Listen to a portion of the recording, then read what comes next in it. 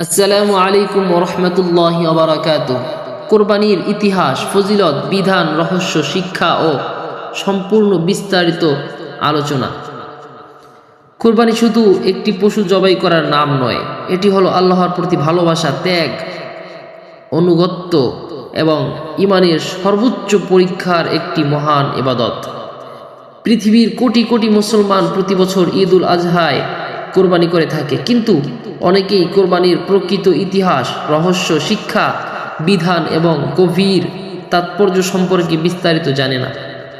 আজকের এই বিশাল আলোচনায় আমরা জানব কোরবানি কি, কোরবানির ইতিহাস, হজরত ইব্রাহিম আলাইহিসসালাম ও হজরত ইসমাইল আলাইহিসসালামের ঘটনা, কেন কোরবানি করা হয়, কোরবানির ফজিলত, কোরবানির পশু কেমন হতে হবে, কিভাবে পশু জবাই করতে হয়, কোরবানির মাংস বন্টনের নিয়ম, কোরবানির ভুল ত্রুটি, ঈদ উল আজহার ইতিহাস, ইসলামে ত্যাগের শিক্ষা, বর্তমান যুগে কোরবানির গুরুত্ব, কিয়ামতের দিন কোরবানির প্রতিদান, অজানা ও অবাক করা তথ্য এবং আরও অসংখ্য গুরুত্বপূর্ণ বিষয়। কোরবানি শব্দের অর্থ হল, কুরবানি শব্দটি এসেছে আরবি কুরবান থেকে, অর্থ হল নৈকট্য অর্জন করা বা আল্লাহর নিকটবর্তী হওয়া। অর্থ, আল্লাহর সৃষ্টির জন্য বা আল্লাহর সন্তুষ্টির জন্য নিজের প্রিয় জিনিস ত্যাগ করাই হলো কোরবানি। কোরবানির সূচনা কোথা থেকে হয়? কোরবানির ইতিহাস পৃথিবীর শুরু থেকেই। হজরত আদম আলাইহিসসালামের দুই পুত্রের ঘটনা, মানব জাতির প্রথম কোরবানি ঘটে হজরত আদম আলাইহিসসালামের দুই ছেলে হাবিল ও কাবিল এর মাধ্যমে। আল্লাহ তাদের উভয়কে কোরবানি করতে বলেছিলেন। হাবিল আল্লাহর সন্তুষ্টির জন্য সবচেয়ে ভালো পশু কোরবানি করেছিলেন। কাবিল নিম্নমানের ফসল দিল। আল্লাহ হাবিলের কোরবানি কবুল করলেন, কিন্তু কাবিলেরটা করলেন না। এ থেকেই বোঝা যায় আল্লাহর কাছে পশুর রক্ত বা মাংস নয়, মানুষের তাকওয়া পৌঁছে যায়। হজরত ইব্রাহিম আলাইহিসসালামের মহান পরীক্ষা, স্বপ্নের মাধ্যমে আল্লাহর নির্দেশ। হজরত ইব্রাহিম আলাইহিসসালাম ছিলেন আল্লাহর প্রিয় নবী। বহু বছর সন্তান না থাকার পর আল্লাহ তাকে পুত্র দান করলেন। হজরত ইব্রাহিম আলাইহিসসালাম তাকে দান করা হয়েছিল হজরত ইসমাইল আলাইহিসসালামকে। ইসমাইল আলাইহিসসালাম ছিলেন তার সবচেয়ে প্রিয় পুত্র। ঠিক তখনই আল্লাহ তাকে সবচেয়ে কঠিন পরীক্ষায় ফেললেন। তিনি স্বপ্ন দেখলেন তিনি নিজের প্রিয় সন্তান ইসমাইল আলাইহিসসালামকে আল্লাহর রাস্তায় কোরবানি করছেন। নবীদের স্বপ্ন ওহী, তাই তিনি বুঝলেন এটি আল্লাহর আদেশ। পিতা ও পুত্রের অবিশ্বাস্য সংলাপ। হজরত ইব্রাহিম আলাইহিসসালাম তার ছেলেকে বললেন, হে আমার প্রিয় পুত্র, আমি স্বপ্নে দেখেছি তোমাকে জবাই করছি, তোমার মতামত কি? ইসমাইল আলাইহিসসালাম বললেন, হে আমার পিতা, আপনাকে যা আদেশ করা হয়েছে তাই করুন। ইনশাআল্লাহ আপনি আমাকে ধৈর্যশীলদের অন্তর্ভুক্ত পাবেন। এই ঘটনা মানব ইতিহাসের সবচেয়ে বড় ত্যাগের উদাহরণগুলোর একটি। শয়তানের ধোঁকা। যখন ইব্রাহিম আলাইহিসসালাম ইসমাইল আলাইহিসসালামকে নিয়ে কোরবানির স্থানে যাচ্ছিলেন, শয়তান এসে তাদের বিভ্রান্ত করতে চেষ্টা করল। কখনো পিতাকে, কখনো মাতাকে, কখনো ইসমাইল আলাইহিসসালামকে, কিন্তু তারা শয়তানের কথা প্রত্যাখ্যান করেন। আজ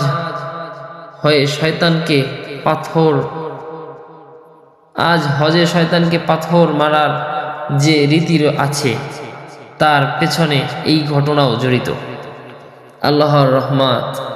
যখন ইব্রাহিম আলাইহিসসালাম ছুরি চালালেন, আল্লাহর নির্দেশে ইসমাইল আলাইহিসসালামের পরিবর্তে একটি দুম্বা কোরবানি হয়ে গেল। আল্লাহ ঘোষণা করেন, হে ইব্রাহিম, তুমি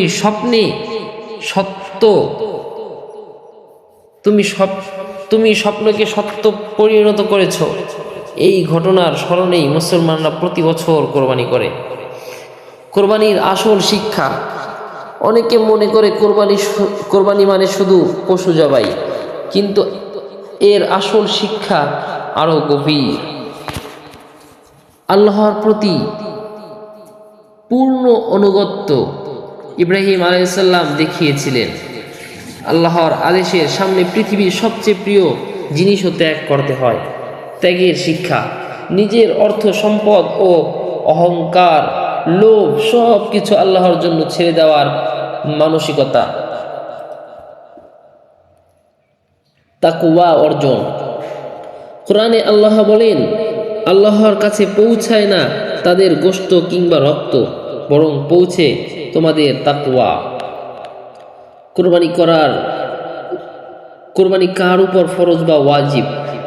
হানাফি মাযহাব অনুযায়ী যে মুসলমান প্রাপ্তবয়স্ক, সুস্থ মস্তিষ্ক সম্পন্ন, মুকিম এবং নিসাব পরিমাণ সম্পদের মালিক, তার উপর কোরবানি ওয়াজিব। নিসাব কি? যার কাছে প্রয়োজনের অতিরিক্ত সম্পদ আছে, 7.5 ভরি স্বর্ণ অথবা 52.5 ভরি রূপার সমপরিমাণ সম্পদ, অথবা স্বর্ণ বা রূপা যে কোনো একটা থাকলেই হবে, তার উপর কোরবানি ওয়াজিব। কোরবানির সময় শুরু হয় ঈদুল আজহার নামাজের পর থেকে এবং শেষ হয় 12ই জিলহজ সূর্যাস্ত পর্যন্ত। কোন পশু কোরবানি করা যায়? গরু, মহিষ, উট, ছাগল, ভেড়া, দুম্বা। কতজন অংশ নিতে পারে? গরু, মহিষ, উটে সর্বোচ্চ 7 জন, ছাগল, ভেড়ায় 1 জন। পশুর বয়স কত হতে হবে? গরু, মহিষ কমপক্ষে 2 বছরের হতে হবে, উট কমপক্ষে 5 বছরের হতে হবে, ছাগল, ভেড়া কমপক্ষে 1 বছরের হতে হবে। কেমন পশু কোরবানি করা যাবে না?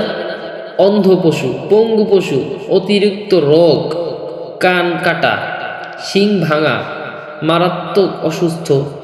ইসলামে সুন্দর ও সুস্থ পশু কোরবানি করতে উৎসাহ করা হয়েছে। কোরবানির আগে কি করতে হয়? পশুর যত্ন নেওয়া, ভালো খাবার দেওয়া, পানি দেওয়া, মারধর না করা, কষ্ট না দেওয়া। পশুকে কষ্ট দেওয়া হারাম। রাসূল সাল্লাল্লাহু আলাইহি ওয়াসাল্লাম পশুর প্রতি দয়া করতে বলেছেন, এমনকি জবাইয়ের সময়ও পশুকে কষ্ট দিতে নিষেধ করেছেন। কিভাবে কোরবানি করতে হয়?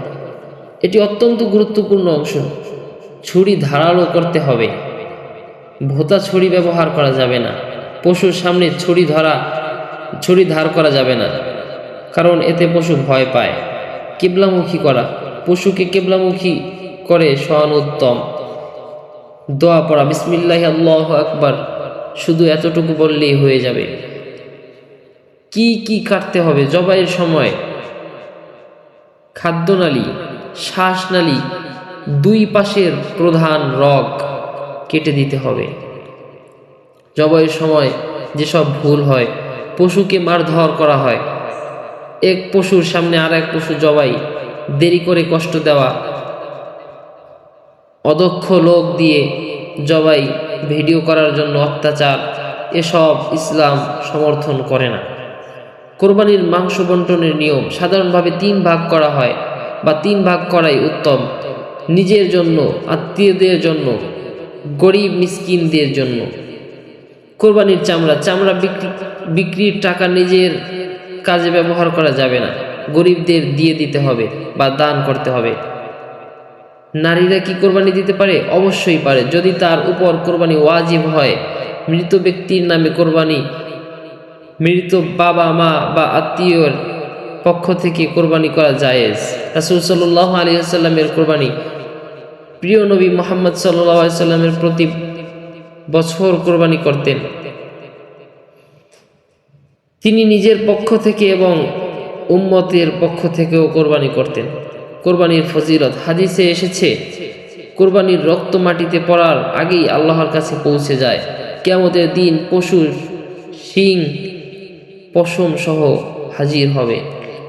কোরবানির প্রতিটি পশমের বিনিময়ে সওয়াব দেওয়া হবে। ঈদুল আজহার ইতিহাস। ঈদুল আজহা হলো ত্যাগের উৎসব। এটি শুধু আনন্দ নয়, বরং আল্লাহর সন্তুষ্টির জন্য আত্মত্যাগের সৃষ্টি। হজ ও কোরবানির সম্পর্ক। হজের সাথে কোরবানির গভীর সম্পর্ক আছে। মক্কার মিনার লাখ লাখ হাজি পশু কোরবানি করেন।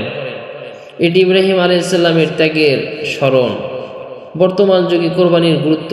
আজ মানুষ অর্থ, অহংকার, দুনিয়াবি মোহে ডুবে আছে। কোরবানি মানুষকে শেখায় আল্লাহকে সবচেয়ে বেশি ভালোবাসতে, গরিবদের পাশে দাঁড়াতে, ত্যাগ করতে, অহংকার ছাড়তে। কোরবানির সামাজিক উপকারিতা। গরিব মানুষ মাংস খেতে পারে, আত্মীয়তার সম্পর্ক মজবুত হয়, সমাজে সহযোগিতা বাড়ে, মানুষের মধ্যে ভালোবাসার সৃষ্টি হয়। কোরবানি নিয়ে প্রচলিত ভুল ধারণা, শুধু ধনীদের কাজ, ভুল। যার উপর ওয়াজিব তার জন্যই ইবাদত। বেশি দামি পশু মানেই বেশি সওয়াব, ভুল। সওয়াব নির্ভর করে নিয়তের উপর।